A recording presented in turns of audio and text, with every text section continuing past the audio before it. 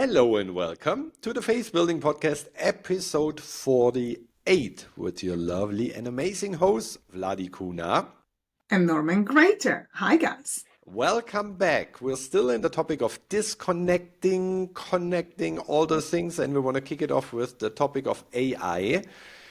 Because as you realize, we have ChatGPTs and we have other GPTs out there that make our lives easier. You just punch in, write me an article about, or in my case, a newsletter about this topic.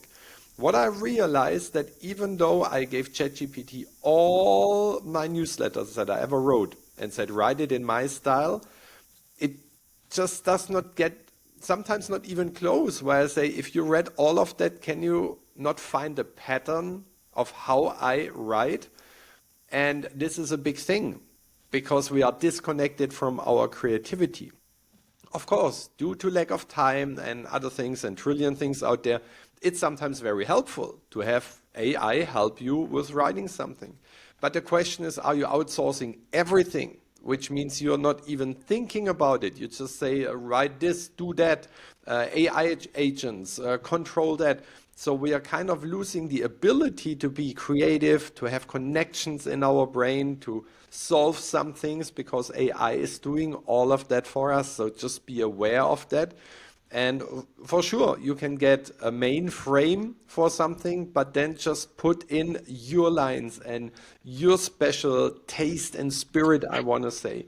Because at the end of the day, Vladi is very sensitive in feeling. She can feel if you wrote it, or if you speak it from the heart, or if some AI spoke it or read it to you, or whatever it did. So always pimp stuff up with your own spin, I want to say, because this makes it then the helpful assistant that AI should be, and it should not be the one that takes over, that you can totally disconnect from your own ideas and thoughts and wishes and values that you have, and you just hand it over to a machine and say, you do it for me. No machine can ever compensate the real you, the whole you. Of course, the shallow one, the outside one, the shiny watch one, the write articles to grab money from other people, yes, but the really caring from the heart one, AI, in my case, up to now, cannot do that, October 2025. What are your thoughts on that, Vladi? I love what you just said, Norman. And as you were talking, I remember when I did my driving license, which is many, many, many years ago. 3 years ago. 3 years ago. We had 3 parts. So I did it in Slovakia, obviously, before I got to the UK. We had to do a theory, and then we did the practical test where you're actually driving. And then the one part was you had to do a first aid, of course, like it was part of it, like if there was a car crash, you had to do the first, like all these parts. But it was mechanical. So you had to open it, change the oil, you had to fix the car. I still remember. But because I was growing up around the males mostly, and grandfather, my father and stuff, although he didn't like us touching it, especially we were girls. The girls are not meant to be in it, because although I'm a man when it comes to the car, I think.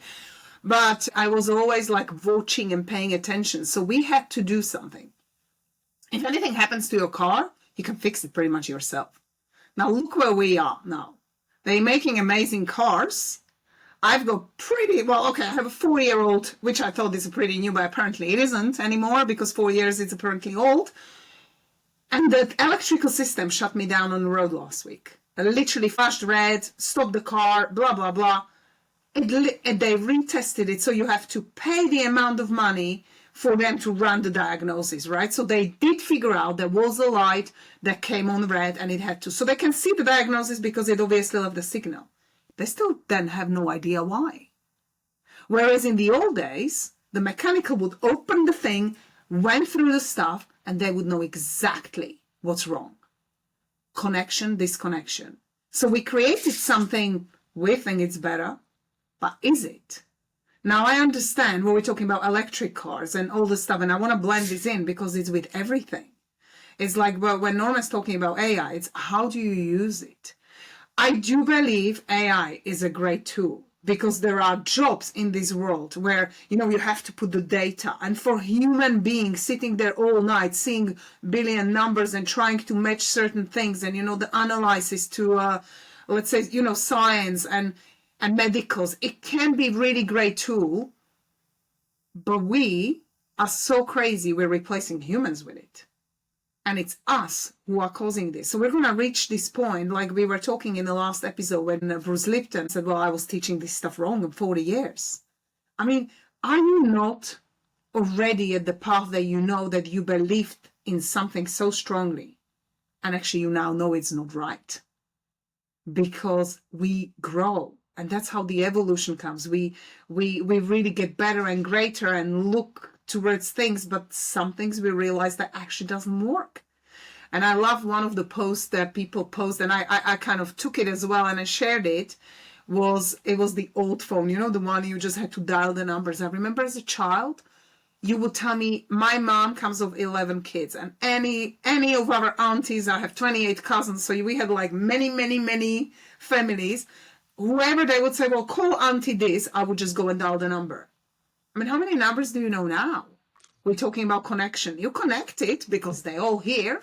But if I smash your phone and tell you to call 10 of your best friends, not your partner, because I mean that we usually have we know the number of our spouse, but call 10 of your friends. I'm gonna put my hand up. If you tell me dial Norman now, just off your heart, I don't know his number off my head. It's everywhere, but I don't know it because there is a certain. We think that while we're connecting more on the phones, and it blends into what we were talking about last week, are we really just reaching out to people because we need something or something happened and we need to tell someone? But are you doing this as a good habit just because you want to, just because you're happy? Are you just sharing your happiness? People just let you know when something's wrong. But are you actually just being happy for your friends as well? Oh my God, like this happened to you, you've made this money, or you've bought a new car, a new house. It's like, makes me so happy. It's like always this kind of satisfaction you can feel, but are we trained enough? Because you will feel that if you're connected to yourself. But really go to your own connection and friendship and really ask yourself this question. What does connection mean to me? Because it's a broad subject, but it really comes down, what is it for you? Does it mean more money? Does it mean, because really it's the stories we tell ourselves that makes it truth in your world. Norman. Yes, Vladi mentioned in episode 47 that she likes to hug trees or sometimes rocks. Are you connecting to the things that are real? Like a tree is real. If you hit your head on a tree, you see it's real, but all social media, all digital stuff, it's not real. It's just in this little box called iPhone or computer or iPad or whatever. It's not real. Of course, there might be a real person on the other side, but on the other side, you don't know. If AI writes it, AI is not a real thing. It's basically a computer program. Are you connecting more to the real things, to the real people?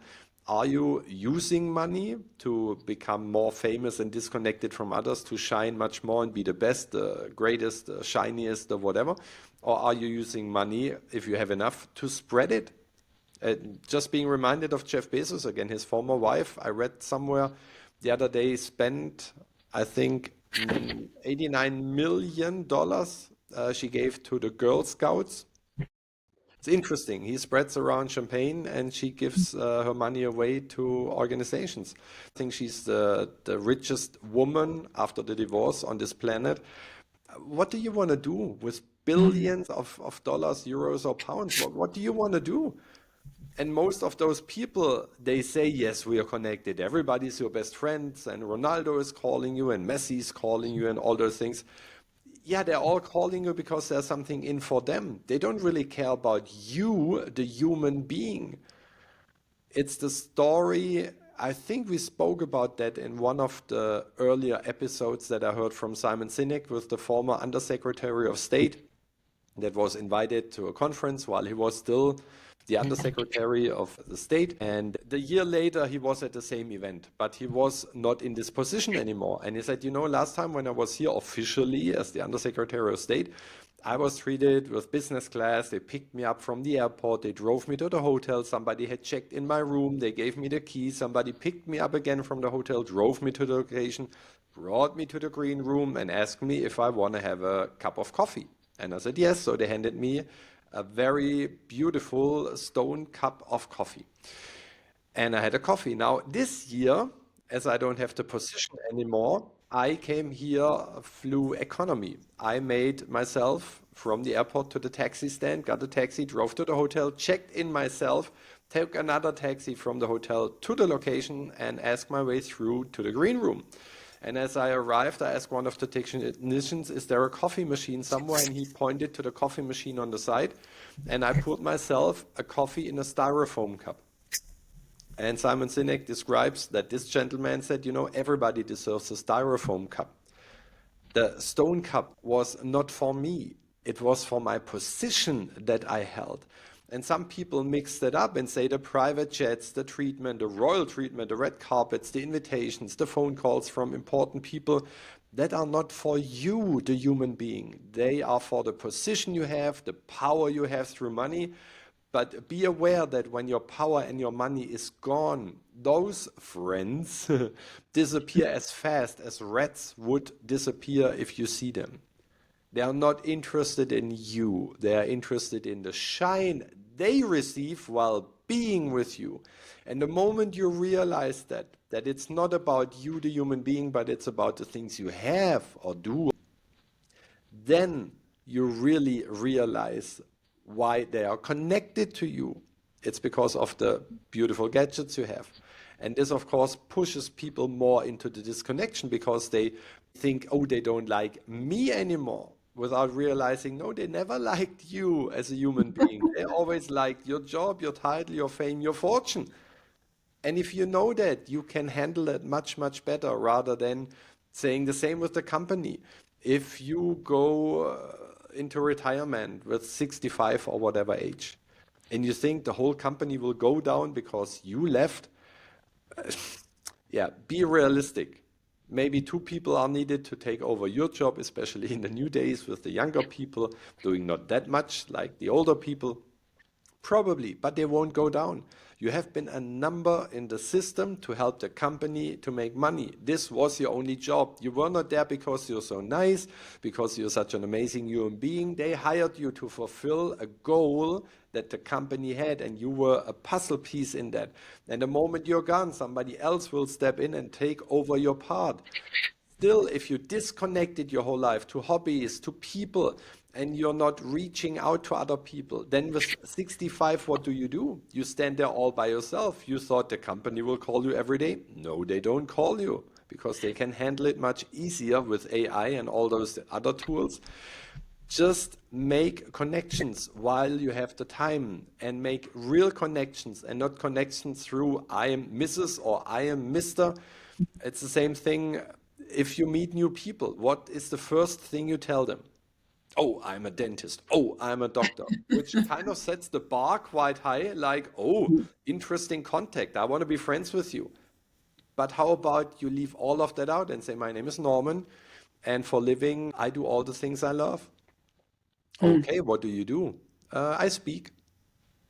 Ah, okay, speak. To yourself, to people, to companies. You see, I don't give them too much input. I don't come out and say, there's a Hollywood movie being put out about my life. I wrote 3 books. I'm a 3-time European champion. I'm trainer of the year 2016. And I put out all those awards. And it's interesting, and I'm going to close my part with that. I had a call with Mercedes-Benz. They requested me as a speaker. And at the end of the call, the young lady, was a very young lady that talked to me, asked me, so do you have any recognitions? And she had her pen in her hand.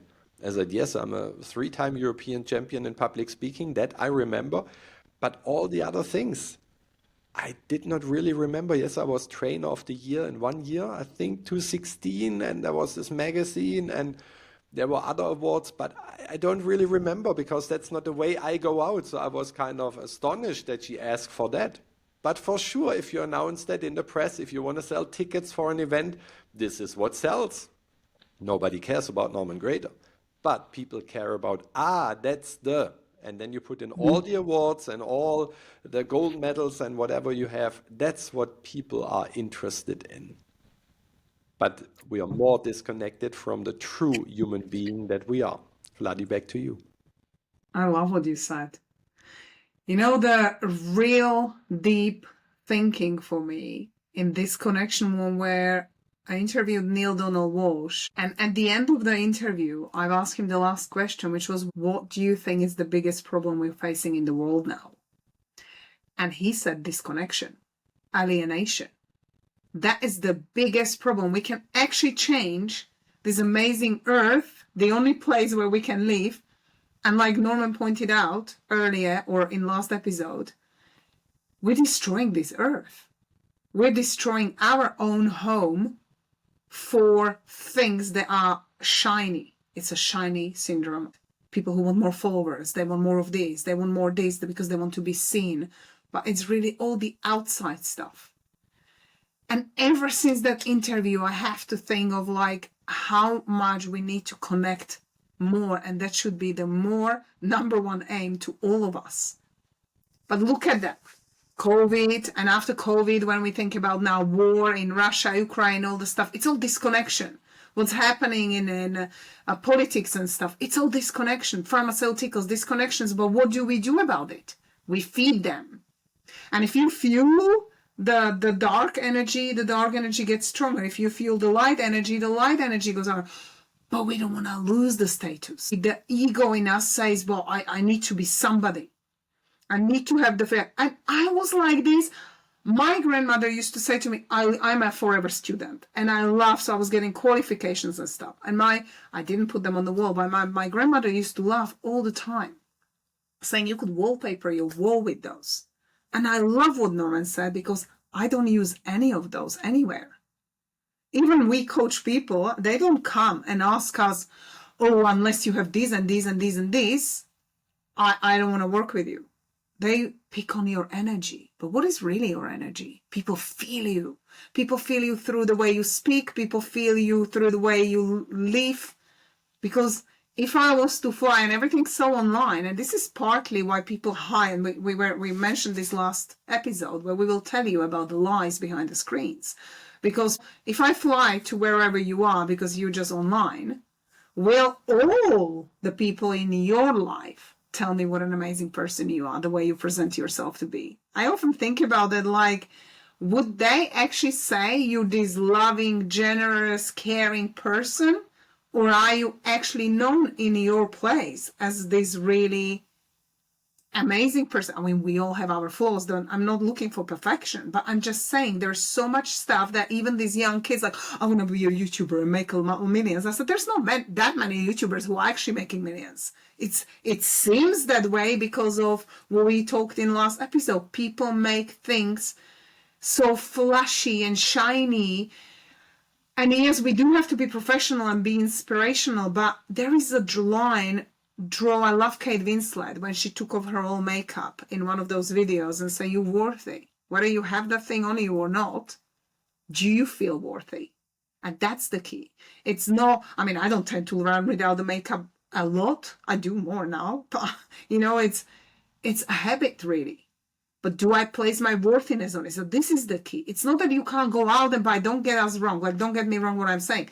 If you love an amazing suit or a Chanel bag, go and get it for yourself. If that's what you love, you're passionate about it, but are you coming from a place like, oh, I love it, I want it. I've been in there, when I wanted this, my Louis Vuitton bag, and I was like willing to pay whatever it takes. And my husband was like, are you absolutely crazy? There's never ever, I'm giving you that bag. And I bought that bag. And this was a while ago when I was probably, it took me 3 months to make that money. And I was willing to give up anything for that bag. Because, that was my mission. I was coming from my desire. But these days, are you coming from desire, or ask yourself, or am I coming from my old friend's habit? So I need to have one as well to feel equal. Equal to what? To emptiness, to shiny syndrome objects, to chasing something. Don't give away your power just because you feel that somebody else is better than you, just because they have a better car and a house. It's okay to have a better car and a house. But why do you want it? If you want it because it was always your dream to build this home for your family, have it, have a mansion.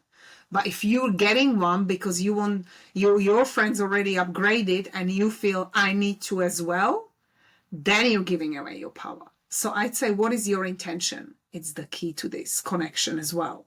Are you connecting to certain things? There's nothing wrong with wanting a luxury stuff. I love going away on a luxury weekend with the girls or our friends or our family, but I equally love going back to the tent, and we have more fun in there actually when we camp. It's so much more connected. It's ease. Kids are running around, and I actually spend less time with them than paying attention in a hotel going, oh my God, don't touch that, don't break that, be careful of that. Like I enjoy myself more in the nature. I love, well, you know me, I love hiking and climbing. So any kind of connection, that's part of it because you rise together. I love climbing because it's few of us and we do it together. We have fun in it. We even me going through some scaredness and stuff. And there's people who you can push and they can push you. So it's like this push and pull effect. So when you stuck, they pull and push you. And then you arrive to the top of the mountain and you all there. You have people to enjoy it with. And I'm going to tie it before I hand it to Norman to what he said.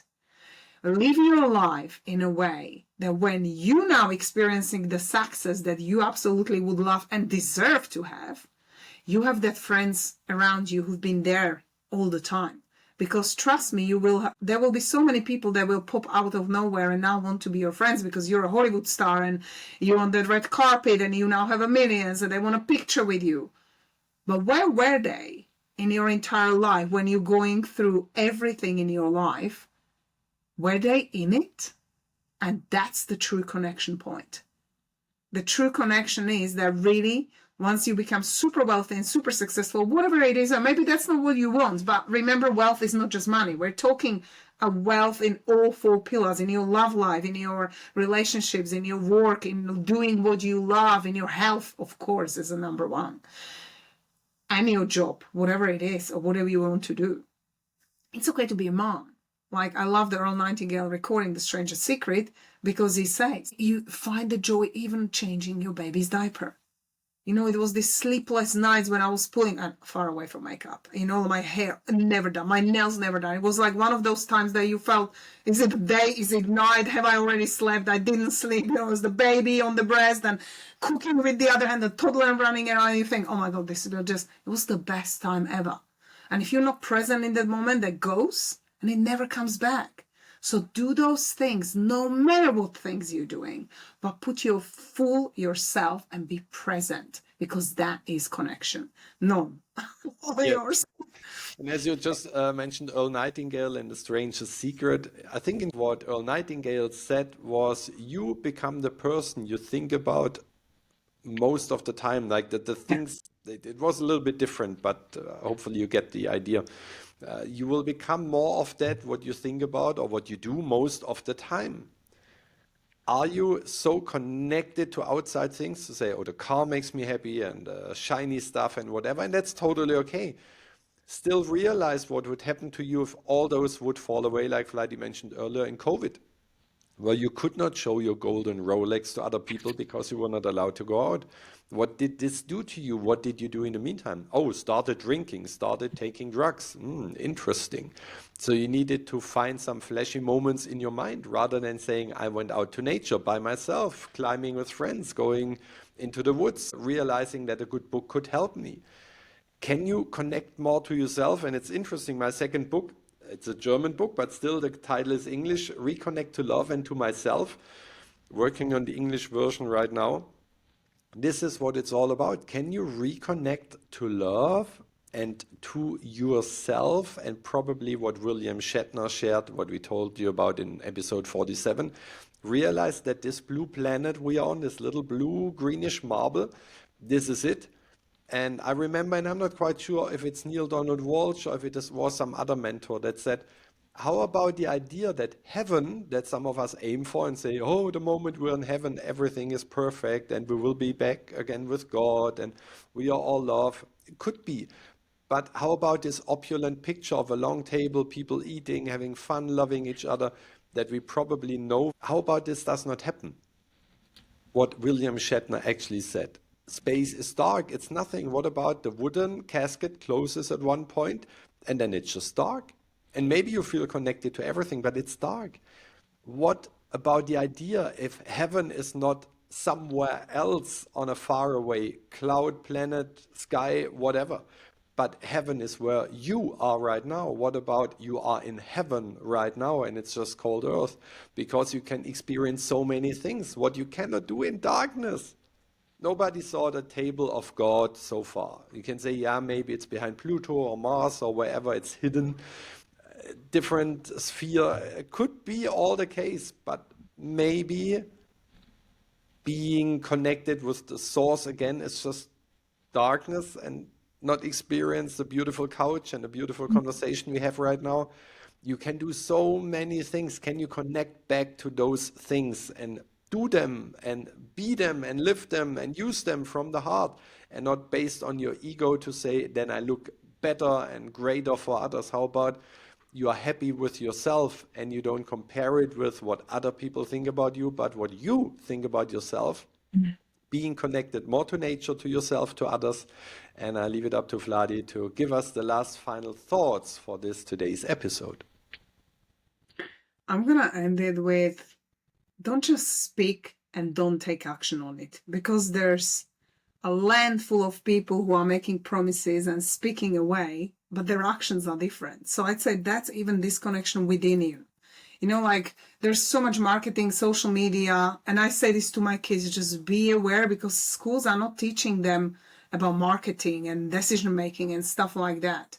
But we have to teach them how they need to make a decision and be aware of certain advertising and marketing and how they need to look at it, because with their little awareness, they feel, you know, like it's a confusion, and obviously it's a flashy thing. But not just be a person of your word, but act the way. Don't just speak it, because so many people just talk about things and they don't do it, or just don't do it in the great way. So really connect yourself. The very number one connection is, as Norman pointed from with his book, is I'm more than good enough, I'm worthy, and I love myself. If you can't love yourself, you can't give the love to anyone else. I hated that sentence when I heard it first time, and I needed to come aligned and understand really what it meant. And it took me a long time. I can't even guess how long, but it took me a long time. I've been in this sort of study for 8 years now. You can't give love if you don't love yourself. I was like, that's not true. I'm giving love all the time. But you can't give what you don't have. So if you do not fill your cup first, then you can't give it to anyone, not in that higher extent. And that's why connection to your true self. Do you really know who you are? Because so many times people just run through a life and they don't even pause and think about, who am I? What is my mission? What's my purpose? Am I on my purpose? Or am I just doing what my parents or my partner wants me to do? Who am I? Ask that to yourself. That's how I'm going to end. I love that. And to quote you from another episode, if you only have 20% and you say, I give 100% of love, of dedication, of whatever, it's never 100. It's maybe 100 from 20, but at the end of the day, you give 20%. So make sure your cup is full first, connect back to yourself, fill it up as good as you can. And we're here to support you in any possible way to give you the faith that you need to continue this amazing journey called life. We wish you a wonderful week. Stay safe. And until next week, bye-bye. Thank you. Bye.